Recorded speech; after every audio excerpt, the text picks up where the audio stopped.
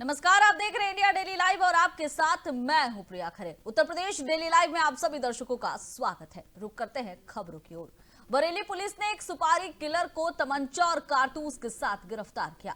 गिरफ्तार आरोपी पर 5 लाख रुपए की सुपारी लेकर हत्या की साजिश रचने का आरोप है। पुलिस के मुताबिक ये सुपारी तौकीर रजा बबाल में शक के आधार पर दी गई थी। आरोपी को शक था कि दंगे के दौरान वायरल हुए वीडियो के आधार पर उसकी पहचान कराई गई थी और जिस व्यक्ति को निशाना बनाया जाना था वो तौकीर रजा को पार्टी आईएमसी का पदाधिकारी बताया जा रहा है।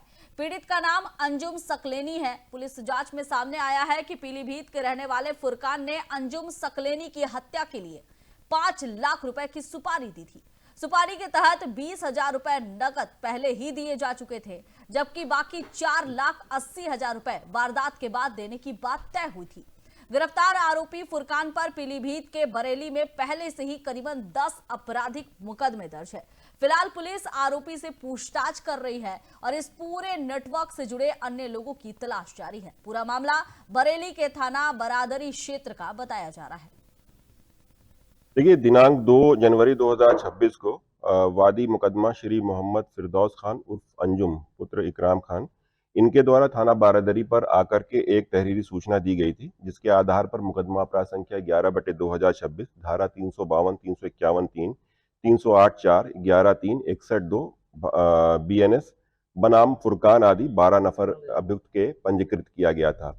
इसमें इनके द्वारा यह बताया गया था कि जो 26 सितंबर 2025 को बरेली में जो घटना हुई थी, उस घटना के परिप्रेक्ष्य में कुछ लोग जो कि अभी जेल में बंद हैं, उनके नाम इन्होंने लिखते हुए इसमें यह बताया कि इनके विरुद्ध एक फुरकान नाम के व्यक्ति को 5 लाख रुपए की फिरौती दी गई थी इनको मरवाने के लिए। इसमें तत्काल जो बारादरी पुलिस के द्वारा मुकदमा पंजीकृत किया गया। मुकदमा पंजीकृत करने के पश्चात छानबीन और पड़ताल की गई। उसके पश्चात जो मुख्य अभियुक्त है फुरकान, वो आज पुलिस की गिरफ्त में आया है। उसमें गिरफ्त में आने के पश्चात जो है बहुत सारी बातें भी बताई हैं। उसने बताया कि उसे फिरौती के कुछ पैसे एडवांस में भी मिले थे, जिसमें से उसके पास से 20,000 रुपए, एक अदद 315 बोर का तमंचा और 2 अदद जिंदा कारतूस भी बरामद किए गए हैं। इसका पूर्व का जो है आपराधिक इतिहास भी है। पीलीभीत में भी इसने अपराध किए हुए हैं और हाफिजगंज से भी यहाँ पे इसके विरुद्ध 2 मुकदमे पूर्व में पंजीकृत किए गए। जब इससे पूछताछ की गई तो ये बताया कि ये ज्यादा पढ़ा लिखा नहीं है, शुरू से ही अपराध में पारंगत रहा है और वर्ष 2022 में जब ये पीलीभीत जेल में बंद था तो वहां पर बरेली से भी जो ये 3 नाम है बलात्कार के मामले में जेल में बंद थे 376D में। इसमें अनीस सकलैनी, फैजुल नबी और नदीम, इनकी मुलाकात जो है फुरकान से वहीं पर हुई थी और इनके आपस में दोस्ती भी हो गई थी। यूपी के बांदा पुलिस अधीक्षक पलाश बंसल के दिशा निर्देश पर बांदा में देर शाम नकली करेंसी बनाने वाले गिरोह का भंडाफोड़ किया गया। हालांकि यह गिरोह काफी समय से बांदा में नकली नोटों की सप्लाई किया करता था। मुखबिर की सूचना पर पुलिस अधीक्षक ने ऑपरेशन शिकंजा की टीम को तैनात किया। कनवारा बाईपास में संदिग्ध हालत में खड़े 2 अभियुक्तों से कड़ाई से पूछताछ की गई और इसके बाद पता चला कि जनपदीय गैंग के ये सदस्य है, अंतरजातीय जनपदीय गैंग के सदस्य है और इनके पास से 1,12,500 रुपए नकली करेंसी बरामद हुई है। इन अभियुक्तों को पकड़कर मास्टरमाइंड की तलाश की जा रही है। जल्द ही मास्टरमाइंड को गिरफ्तार किया जाएगा। दरअसल पूरा मामला नगर कोतवाली थाना क्षेत्र अंतर्गत कनवारा बाईपास का बताया जा रहा है। देर शाम पुलिस की एसओजी टीम और सिविल पुलिस की टीम ने जाल बिछाया, वाहनों की तलाशी ली और इस दौरान संदिग्ध 2 व्यक्ति दिखाई दिए। पुलिस को देखकर बदमाश भागने लगे। पुलिस ने चारों तरफ से उसे घेर लिया। तलाशी के दौरान नकली करेंसी बरामद हुई। मोटरसाइकिल से प्रिंटर, स्कैनर और कलर भी बरामद किए गए। जनपद बांदा के थाना कोतवाली नगर क्षेत्र में एक सूचना प्राप्त हुई कि एक व्यक्ति द्वारा नकली नोटों का प्रयोग किया जा रहा है मार्केट में। सूचना के मिलते ही थाना कोतवाली नगर की पुलिस ने उस व्यक्ति को अपनी गिरफ्त में लिया और उससे पूछताछ की। पूछताछ के दौरान ऐसे तथ्य प्रकाश में आए कि 4 व्यक्तियों द्वारा अपने घर में नकली नोट प्रिंट किए जा रहे हैं। थाना कोतवाली नगर और एसओजी की संयुक्त टीम्स ने इस मामले में 2 अभियुक्तों को अरेस्ट किया है और उनसे पूछताछ से काफ़ी बातें सामने आई और उसके आधार पर बरामदगी भी की गई। उन अभियुक्तों के घर से 1,12,500 रुपये नकली इंडियन करेंसी के बरामद किए गए और साथ ही मौके से प्रिंटर, स्कैनर, इंक, डाई इत्यादि जिसका प्रयोग वो करते थे नकली करेंसी को प्रिंट करने में, उनकी भी बरामदगी की गई है। अन्य 2 अभियुक्तों को अरेस्ट करने के लिए भी टीम गठित कर ली गई है और एफआईआर भी इस मामले में पंजीकृत कर दी गई है। जनपद बांदा के थाना कोतवाली नगर और इस मामले पर ज्यादा जानकारी के लिए हमारे साथ संवाददाता साकेत अवस्थी जुड़ चुके हैं। साकेत, क्या कुछ जानकारी मिल रही है? बांदा में नकली नोट बनाने की मशीन के साथ साथ 2 अभियुक्तों को गिरफ्तार किया गया, प्रिंटर भी इस दौरान बरामद हुई, कलर मिले हैं और इसकी जानकारी पुलिस को पहले से ही थी। पुलिस को कब इसकी जानकारी मिली, कैसे जाल बिछाया गया? साकेत जी बिल्कुल प्रिया, ये मामला बांदा शहर कोतवाली क्षेत्र अंतर्गत का है, जहां मुखबिर खास की सूचना पर कल देर शाम को एसओजी और बांदा सिविल पुलिस के द्वारा एक जाल बिछाया गया था। मुखबिर खास के द्वारा ये जानकारी दी गई थी कि शहर में काफी दिनों से नकली करेंसी बनाने का काम किया जा रहा है और उन्हें बाजार में उतारने का भी प्रयास किया जा रहा है। फिलहाल जो सूत्र जानकारी दे रहे थे उसके आधार पर एसओजी और शहर कोतवाली पुलिस के द्वारा कनवारा बाईपास चौराहे के पास में जा करके चेकिंग अभियान लगाया गया और उसी दौरान 2 अभियुक्तों को देखा गया। फिलहाल पुलिस के द्वारा उनकी तलाशी लेने का प्रयास किया गया और वो पुलिस को देख करके जो है भागने का प्रयास किए। पुलिस के द्वारा दौड़ करके जो है चारों तरफ से घेराबंदी करके पुलिस ने उन दोनों को गिरफ्तार किया है। जमा तलाशी के दौरान में उनके पास नकली करेंसी 1,12,500 रुपए बरामद किया है। फिलहाल उनकी निशानदेही के आधार पर प्रिया संबंधित पुलिस के द्वारा जाकर के प्रिंटर या उनसे जो मतलब करेंसी बनाने में प्रयुक्त जो है सामग्री होती थी उसको भी पुलिस ने बरामद किया है। दिलचस्प बात यह है कि वो जनपद महोबा के रहने वाले बताए जा रहे हैं और खासकर अपने जनपद बांदा में वो अभी हाल ही से जो है रह रहे थे और एक जो है व्यापार को अंजाम दे रहे थे। हालांकि सहायक पुलिस अधीक्षक जो मजिस्ट्रेट हैं उन्होंने बताया कि इसमें और टीमें गठित की गई हैं। उन्होंने 2 लोगों का और नाम बताया है जो कि शातिर मेन अभियुक्त बताए जा रहे हैं। फिलहाल वो पुलिस की पकड़ से अभी दूर हैं और पुलिस अधीक्षक बांदा पराग बंसल के द्वारा उनकी गिरफ्तारी के लिए जो है कई टीमें गठित की हैं और जल्द गिरफ्तार करने की बात साकेत, ये एक बड़ी चीज है क्योंकि नकली करेंसी को लेकर लगातार गिरफ्तारियां हुई है। झांसी में भी हमने देखा कि गिरफ्तारी हुई है, तो आखिर इस पर पूरी तरह से नकेल कब कसा जाएगा? क्योंकि लगातार अगर इस तरह की तस्वीरें सामने आ रही है और अगर बाजार में भी ये करेंसी फैल चुकी है तो फिर सोचिए कि असली और नकली में फर्क क्या रह जाएगा। बिल्कुल प्रिय, गंभीर विषय है ये। जैसा कि उत्तर प्रदेश सरकार 0 टॉलरेंस के आधार पर जो है काम कर रही है और वही 0 टॉलरेंस के आधार पर बांदा पुलिस भी काम करने का दावा कर रही है, जिसका नतीजा ये है कि ये नकली साकेत जो जिनकी गिरफ्तारी हुई है, जिन्होंने कुछ और लोगों के नाम बताए हैं, अब क्या आगे उन्हें पकड़ने की, उनकी गिरफ्तारी के लिए पुलिस जाल बिछा रही है? बिल्कुल, पुलिस अधीक्षक बांदा पलाश बंसल के द्वारा जो आरोपी हैं, जो अभी फरार हैं, 2 आरोपी बताए जा रहे हैं, उनकी गिरफ्तारी के लिए एसओजी तथा अन्य टीमों का भी, स्पेशल टीमों का गठन किया गया है पुलिस अधीक्षक बांदा के द्वारा। और जैसा कि अपने वक्तव्य में बताया भी गया है, सहायक पुलिस अधीक्षक जो निरीक्षक है उन्होंने बताया है कि शीघ्र ही जो है अन्य लोगों की भी गिरफ्तारी की जाएगी। जो साकेत, कुछ और जानकारी मिल पाई है? आपसे अंतिम सवाल ले रही हूँ, कुछ और जानकारी मिल पाई है? मुख्य सरगना कौन है? कहां से ये पूरा मामला संचालित किया जा रहा है? कहां करेंसी बन रही है? ये क्या जानकारी इसकी मिल पाई है?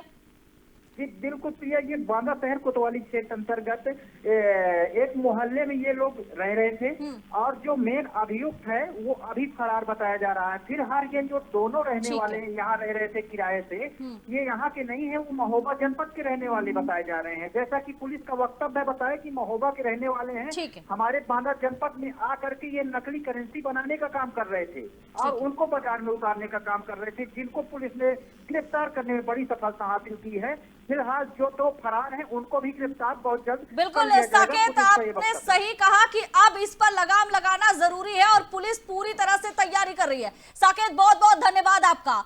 तो बांदा से बड़ी खबर, 1 लाख से ज्यादा नकली करेंसी बरामद की गई है। 2 अभियुक्तों को गिरफ्तार किया गया है और इसके साथ ही उन्होंने जो जानकारी दी है उसके आधार पर अब अन्य आरोपी की गिरफ्तारी की तैयारी चल रही है। महोबा से ये लोग पहुंचे थे और पूरा जो गिरोह है वो बांदा पर फैला हुआ है। बांदा की ये बड़ी खबर है, लेकिन अब देखना है कि जगह जगह उत्तर प्रदेश से जो ऐसी तस्वीरें निकलकर सामने आ रही है वो आखिर उस पर कब पुलिस प्रशासन पूरी तरह से सख्त नजर आएगा और इस पर कब लगाम लग पाएगा।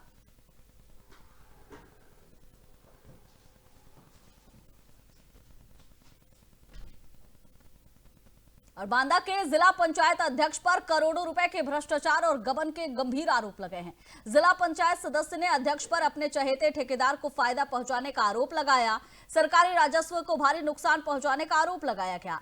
बांदा जिला पंचायत के वित्तीय वर्ष 2022-23 से यह मामला जुड़ा है। जिला पंचायत सदस्यों का कहना है कि अध्यक्ष सुनील पटेल ने नियमों को ताक पर रख दिया और तहबाजारी के ठेके में भारी अनियमितताएं की। सदस्यों का कहना है कि निविदा प्रक्रिया को जानबूझकर 5 बार निरस्त किया गया और 5वीं बार अपने पसंदीदा ठेकेदार शक्ति कंस्ट्रक्शन को मात्र 2 करोड़ 7 लाख रुपए में ठेका दे दिया गया। पूरे मामले को लेकर जिला पंचायत सदस्यों ने चित्रकूट धाम मंडल के आयुक्त को ज्ञापन सौंपा था। आयुक्त ने जांच महोबा के जिला अधिकारी को सौंप दी, लेकिन इसके आधार पर भी जांच नहीं हुई। सदस्यों का दावा है कि जिला पंचायत अध्यक्ष दोषी पाए गए, इसके बावजूद अब तक कोई ठोस कार्रवाई नहीं की गई और कार्रवाई नहीं होने से भारी असंतोष देखा जा रहा है। जिला पंचायत अध्यक्ष पर भ्रष्टाचार के आरोप लगाए थे और हालांकि जो कमिश्नर साहब, तत्कालीन कमिश्नर साहब थे, तो उन्होंने जो है एक टीम गठित की थी जो जिलाधिकारी महोदय महोबा। इसके बाद जांच हुई। जांच में लगभग 8 से 10 करोड़ के गबन में पाया गया और इस समय फाइल जो है शासन स्तर पर है और शासन स्तर से इनके लिए बर्खास्तगी की नोटिस भी जारी हो चुकी है। हमारे जिला पंचायत क्षेत्र में एक भी काम नहीं हुआ है, न एक भी प्रस्ताव सम्मिलित किए गए हैं। क्या वजह रही?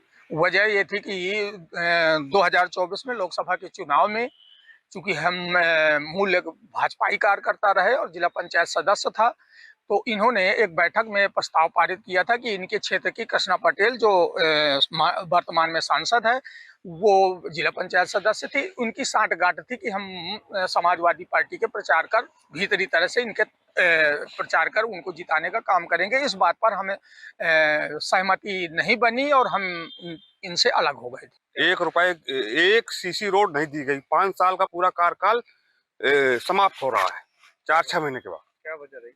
वजह ये रही कि 2024 के लोकसभा चुनाव में माननीय जिला पंचायत अध्यक्ष सुनील पटेल ने हम लोगों को कहा कि समाजवादी पार्टी के जिला पंचायत समाजवादी के सांसद कृष्णा पटेल के लिए वोट के लिए कहा। उन्होंने, हम लोगों ने मना कर दिया कि हम लोग भारतीय जनता पार्टी के सिपाही हैं, कार्यकर्ता हैं, तो हम लोग भारतीय जनता पार्टी को वोट दिलाने का काम करेंगे। इसी वजह से माननीय सुनील पटेल, जिला पंचायत अध्यक्ष सुनील पटेल ने, इसी वजह से हम लोगों के काम 8-10 जिला पंचायत सदस्य भारतीय जनता पार्टी के उनको काट दिए काम। जिला पंचायत अध्यक्ष पर भ्रष्टाचार के आरोप लगाए थे और हालांकि जो कमिश्नर साहब, तत्कालीन कमिश्नर साहब थे, तो उन्होंने जो है एक टीम गठित की थी जो जिलाधिकारी महोदय महोबा। इसके बाद जांच हुई। जांच में लगभग 8 से 10 करोड़ के गबन में पाया गया और इस समय फाइल जो है शासन स्तर पर है और शासन स्तर से इनके लिए बर्खास्तगी की नोटिस भी जारी हो चुकी है। हमारे जिला पंचायत क्षेत्र बांदा में जिला पंचायत अध्यक्ष पर जिला पंचायत सदस्यों ने भ्रष्टाचार और गबन का आरोप लगाया है, जहां बताया जा रहा है कि जिला पंचायत अध्यक्ष सुनील पटेल पर करोड़ों रुपए गबन करने का आरोप लगाया गया है। इस संबंध में जिला पंचायत सदस्यों के द्वारा मंडलायुक्त चित्रकूट धाम मंडल को एक ज्ञापन दिया गया था, जिस पर जांच टीम गठित हुई थी और महोबा डीएम को उस जांच टीम को सौंपी गई थी।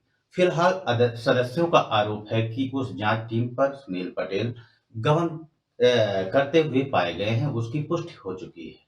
धारा 29 का उल्लेख करते हुए जिला पंचायत सदस्यों ने यह भी दावा किया है कि अभी तक उनके वित्तीय चार्ज नहीं छीने, जबकि धारा 29 कहती है कि आरोप सिद्ध हो जाने के बाद समस्त वित्तीय चार्ज छीन जाने चाहिए।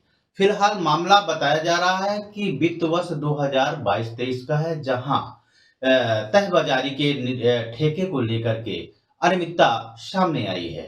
वहीं सदस्यों का आरोप है कि शक्ति कंस्ट्रक्शन के नाम पर 2 करोड़ 7 लाख रुपए में ठेका किया गया था, जबकि वित्त वर्ष 2014 में 8 करोड़ से एवं का ठेका हुआ था और इस तहबाजारी की वसूली के दौरान बीच में भी इनके जो शुल्क था उसको बढ़ाने का भी आरोप जिला पंचायत सदस्यों ने लगाया है।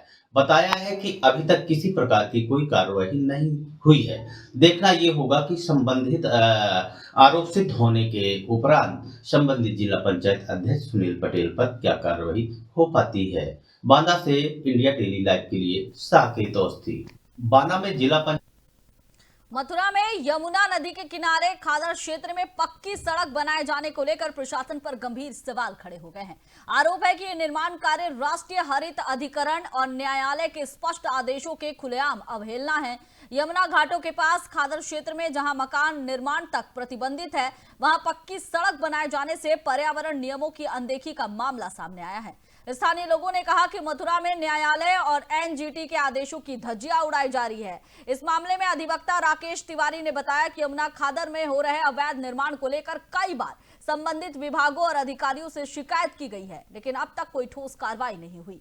उन्होंने कहा कि प्रशासन खुद सड़क बनाकर न्यायालय और एनजीटी के आदेशों की अवहेलना कर रहा है, जो गंभीर विषय है। पर्यावरण प्रेमियों और स्थानीय लोगों ने इस मामले में उच्च स्तरीय जांच और कार्रवाई की मांग उठाई है। देखिए, ऐसा है कि जहाँ तक यमुना के डूब क्षेत्र की बात है, वहाँ खादर और बांगर 2 स्थिति होती है। खादर में किसी भी प्रकार का कोई निर्माण परमिट नहीं है, बांगर में निर्माण परमिट है। जहाँ तक आप जिस पॉइंट की बात कर रहे हैं, मैं आपको याद दिलाऊं कि काफ़ी समय पहले भी प्रशासन के द्वारा एक प्रयास किया गया था कि वहाँ यमुना पल्ली पार में कुछ बना के और एक बड़ा प्रोग्राम किया जाए। तो यहाँ एनजीटी की बात जो आपने कही, एनजीटी के अलावा भी माननीय उच्च न्यायालय इलाहाबाद का भी स्पष्ट आदेश है कि यमुना की मुख्य धारा से 500 मीटर की दूरी तक किसी भी प्रकार का कोई कच्चा या पक्का निर्माण नहीं हो सकता है। देखिए, जिस प्रकार से गोचर भूमि जो यमुना मैया के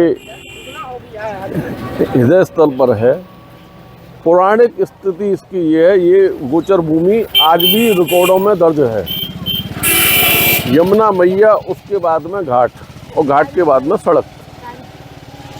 देखने को ये आ रहा है कि घाटों के उपरांत हमारे जो प्राचीन कुंड बने हैं, उन कुंडों के पश्चात तो सड़क नहीं बन रही है।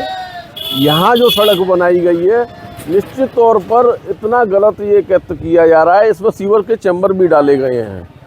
हमारा पूर्व में ही यहाँ मथुरा ब्रजमंडल की लड़ाई, यमुना आंदोलन लगातार सक्रिय रहे हैं। बरसाना से रमेश बाबा ने भी 1.25 लाख की संख्या में दिल्ली तक गए थे इस यमुना आंदोलन के लिए। आज यमुना के अलावा जो परिक्रमा ब्रजमंडल में लगाई जाती है, जिसको मथुरा की हम परिक्रमा कहते हैं, वो परिक्रमा स्थल भी वहाँ से आता है। उस परिक्रमा स्थल की छवि को भी धूमिल करने का प्रयास यहाँ स्थान परिवर्तित कर किया जा रहा है। देखिए दर्शकों, ये उत्तर प्रदेश है और यहाँ कुछ भी होना असंभव वाली बात नहीं। आज हम मथुरा के थाना गोविंद नगर क्षेत्र के यमुना खादर क्षेत्रों में, जहाँ अभी तक अवैध निर्माणों के जो है चर्चे लोगों के सामने थे, लेकिन अब जो मामला मैं आपके सामने प्रकाश में लाने वाला हूँ, वह आपको हैरान और अचंभे में डालने वाला है। जिस क्षेत्र में हम खड़े हैं, ये क्षेत्र यमुना का डूब क्षेत्र है, जिसमें एनजीटी के स्पष्ट निर्देश हैं कि किसी भी प्रकार का निर्माण कार्य नहीं किया जा सकता और यह भूमि गोचर भूमि में दर्ज है। बावजूद इसके एमबीडीए के द्वारा, मथुरा एमबीडीए के द्वारा यहाँ नवीन परिक्रमा मार्ग का नाम दे करके, जबकि पुराना परिक्रमा मार्ग है। मैं अपने सहयोगी से कहना चाहूँगा, जरा दिखाएं। परिक्रमा मार्ग के निर्माण की जगह एक नया परिक्रमा मार्ग यमुना के डूब क्षेत्र में बनाया गया है। क्यों बनाया गया है, किसके कहने पे बनाया गया है, और ये यमुना के डूब क्षेत्र में फिजूल खर्ची आखिर किसके कहने और किसके इशारे पे की गई है? चूंकि बीते वर्ष में जहां हम खड़े हैं, यहाँ यमुना का जल स्तर इतना था कि आदमी आराम से डूब सके। मथुरा से इंडिया डेली के लिए मैं विवेक चतुर्वेदी। और हरदोई में कानून व्यवस्था को खुली चुनौती देते हुए एक अधिवक्ता पर जानलेवा हमला किया गया। ये वारदात शहर के रंजना होटल के बाहर हुई, जहां मामूली कहासुनी के बाद अधिवक्ता दीपक पाल को लोहे की रॉड और डंडों से बेरहमी से पिटाई की गई। हमले के बाद दीपक पाल को गंभीर हालत में मेडिकल कॉलेज हरदोई में भर्ती करवाया गया है। घटना के बाद अधिवक्ताओं में जबरदस्त आक्रोश देखने को मिला। बड़ी संख्या में वे अस्पताल पहुंचे। अधिवक्ताओं ने आरोपियों की तुरंत गिरफ्तारी की मांग उठाई और पुलिस पर कार्रवाई में ढील देने का आरोप भी लगाया। तीखी नोकझोंक के बाद अधिवक्ताओं ने चेतावनी दी कि अगर होटल मालिक और उसके साथियों के खिलाफ सख्त कदम नहीं उठाए गए तो आंदोलन को और भी व्यापक किया जाएगा। फिलहाल पुलिस ने 3 युवकों को हिरासत में लिया है, लेकिन अधिवक्ताओं का गुस्सा कम होने का नाम नहीं ले रहा है।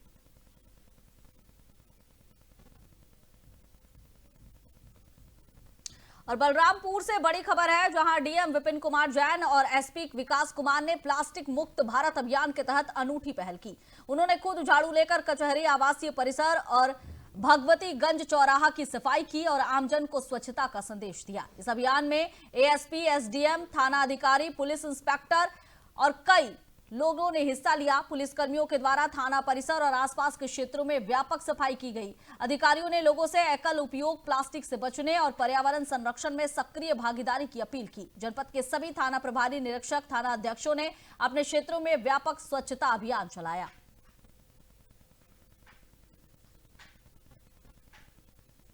और लखीमपुर खीरी से बड़ी खबर, जहां फरथान थाना क्षेत्र में हुए सामूहिक दुष्कर्म के मुख्य आरोपी तालिब उर्फ आजम को पुलिस मुठभेड़ में ढेर कर दिया गया। सुल्तानपुर के लंबुआ थाना क्षेत्र में चेकिंग के दौरान आरोपी पर कार्रवाई की गई, जहां इलाज के दौरान उसकी मौत हो गई। इस आरोपी पर सामूहिक बलात्कार सहित कुल 17 संगीन मुकदमे दर्ज थे। घटना 16 दिसंबर को हुई थी और आरोपी लगातार फरार चल रहा था।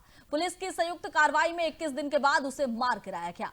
और इंडिया डेली लाइव की रिपोर्ट के बाद 4 दिन में पुलिस अधीक्षक संकल्प शर्मा ने फरहान थाना के चौकी इंचार्ज संदीप यादव और 3 अन्य को निलंबित किया।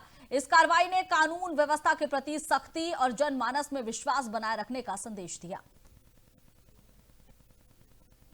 आज थाना लंबुआ क्षेत्र के अंतर्गत एक दुर्दांत अपराधी के मूवमेंट की सूचना प्राप्त होने के क्रम में जनपद लखीमपुर खीरी और जनपद सुल्तानपुर पुलिस के द्वारा संयुक्त रूप से इलाके की घेराबंदी की गई थी, जिसमें अपराधी द्वारा पुलिस पार्टी के ऊपर फायरिंग की गई। आत्मरक्षार्थ जवाबी कार्रवाई में पुलिस बल द्वारा भी फायरिंग की गई, जिसमें उक्त बदमाश गोली लगने से घायल हुआ। घायल अपराधी को इलाज के लिए अस्पताल ले जाया गया, जहां पर उसे दौरान इलाज मृत घोषित कर दिया गया। यह अपराधी जनपद लखीमपुर खीरी के फरदान थाने का रहने वाला है तथा इस पर वर्तमान में 1 लाख रुपए का इनाम भी घोषित है। पूरे प्रकरण के संबंध में अग्रिम विधिक कार्रवाई की जा रही है। आज थाना लंबुआ क्षेत्र के अंतर्गत और इस मामले पर ज्यादा जानकारी के लिए हमारे साथ संवाददाता अरविंद अवस्थी जुड़ चुके हैं। अरविंद, पूरा मामला क्या था? सामूहिक दुष्कर्म का आरोपी, उसे 21 दिन के बाद गिरफ्तार किया जाता है, लेकिन इस दौरान ढेर की खबर सामने आई, यानी आरोपी को ढेर कर दिया गया। जी हेलो अरविंद, मेरी आवाज मिल रही है आपको? हाँ जी, पहुंच रही है। अरविंद, पूरा मामला क्या था? मामले की जानकारी दीजिए। सामूहिक दुष्कर्म का आरोपी था, 21 दिन बाद पुलिस उसे पकड़ने में कामयाब होती है, लेकिन इस दौरान खबर जो सामने आ रही है कि उसे ढेर कर दिया गया है। बिल्कुल प्रिया जी, बताना चाहूंगा कि जिस तरीके से उत्तर प्रदेश के मुख्यमंत्री योगी आदित्यनाथ का जो दावा जो है, उनके जो आदेश का जो कानून की जो आदेश है, वो खुलेआम जो है देखने को मिला है कि लखीमपुर खीरी में 21 दिन पूर्व जो है फरदान थाना क्षेत्र में सामूहिक दुष्कर्म करके जो है 3 व्यक्ति फरार हुए थे। हालांकि पुलिस जो है 1 हफ्ते बाद जो 5वें दिन जो है पुलिस ने जो है 2 व्यक्तियों को पकड़ने में कामयाबी हासिल किया था।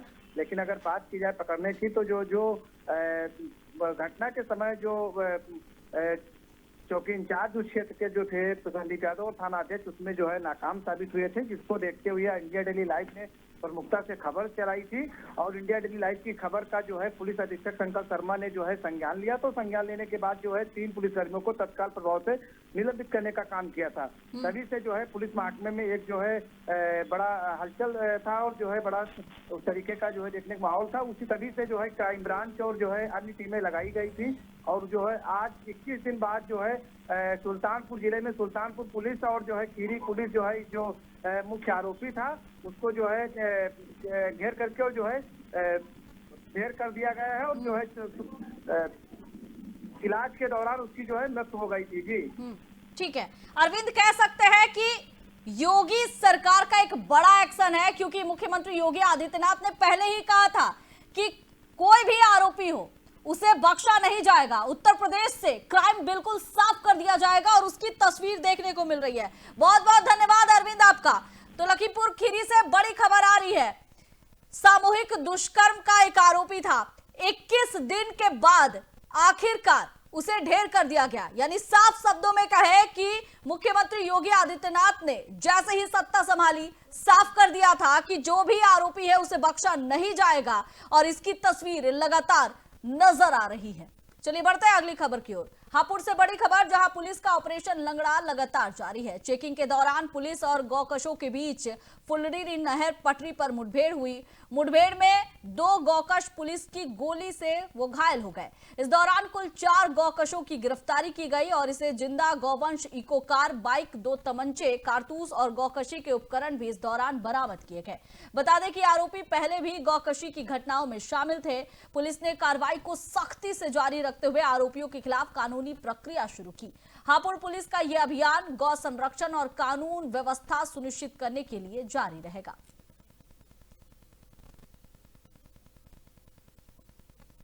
और बिजनौर के बिजनौर के स्योहारा क्षेत्र में दिन दहाड़े किसान की हत्या का मामला सामने आया है और इसे पुलिस ने कुछ ही घंटों में सुलझा भी लिया। जानकारी के मुताबिक किसान के भाई दुष्यंत ने 4 लाख रुपए की सुपारी देकर अपने ही भाई की हत्या करवाई थी। घटना ग्राम हल्दुआ माफी इलाके में हुई, जहां बदमाशों ने गोली मारकर किसान की हत्या की और फरार हो गए। पुलिस ने 3 टीमों के साथ उनकी तलाशी शुरू की और थाना नगीना क्षेत्र में बदमाशों के साथ मुठभेड़ हुई। जवाबी फायरिंग में दोनों बदमाशों के पैर में गोली लगी और उन्हें गिरफ्तार कर लिया गया। पुलिस पूछताछ में बदमाशों ने सुपारी देने वाले भाई का खुलासा किया और अवैध तमंचा, बाइक भी बरामद की गई। पुलिस ने मामले का खुलासा कर इलाके में कानून व्यवस्था को सुनिश्चित किया। थाना नगीना क्षेत्र अंतर्गत कालाखेड़ी पुल के पास आज एक पुलिस मुठभेड़ हुई है, जिस संबंध में अवगत कराना है कि 2 अभियुक्त मोहम्मद अमजद व विनीत, जिनके पास से 3 खोखा कारतूस तथा 3 जिंदा कारतूस बरामद हुए हैं और साथ ही पल्सर 220। इनसे पूछताछ पर पता चला कि आज स्योहारा में एक राहुल पुत्र सतपाल की जिसकी हत्या हुई है, उक्त कृत्य भी इन्हीं दोनों व्यक्तियों द्वारा किया गया था। इनके द्वारा बताया गया कि मृतक राहुल के भाई दुष्यंत द्वारा इनसे 4 लाख रुपए में तय किया गया था और जिसके आधार पर दुष्यंत ने ही आज राहुल की इन्हें लोकेशन बताई और लोकेशन के अनुसार ये लोग अपनी पल्सर 220 गाड़ी से वहां पहुंचे और उसके बाद इनके द्वारा राहुल की हत्या की गई। हत्या में प्रयुक्त आला कत्ल 315 बोर का तमंचा बरामद हो गया है तथा प्रकरण में अन्य आवश्यक विधिक कार्रवाई की जा रही है। थाना नगीना क्षेत्र अंतर्गत बिजनौर का थाना स्योहारा क्षेत्र में हुई किसान की हत्या का पुलिस ने कुछ ही घंटे में खुलासा कर दिया है। खुलासा में चौंकादेने मामला सामने आया है। भाई ने ही भाई की 4 लाख रुपए की सुपारी देकर बदमाशों से हत्या करवाई है। आज पुलिस ने मुठभेड़ के दौरान बदमाशों को जो है थाना नगीना क्षेत्र में गिरफ्तार कर लिया है। बदमाशों के कब्जे से एक अवैध तमंचा और एक बाइक भी बरामद की गई है। तो वही हत्या से थाना स्योहारा क्षेत्र में किसान की हत्या से इलाके में सनसनी फैल गई थी और परिजनों का रो रो कर बुरा हाल था। फिलहाल पुलिस ने इस जो घटना से पर्दा हटा दिया है और आरोपियों को गिरफ्तार कर लिया है। फिलहाल पुलिस मामले की जांच पड़ताल में जुटी हुई है। इंडिया डेली लाइव के लिए प्रीतम सिंह, बिजनौर। फिलहाल इस बुलेटिन में बस इतना ही। आप देखते रहिए इंडिया डेली लाइव। नमस्कार।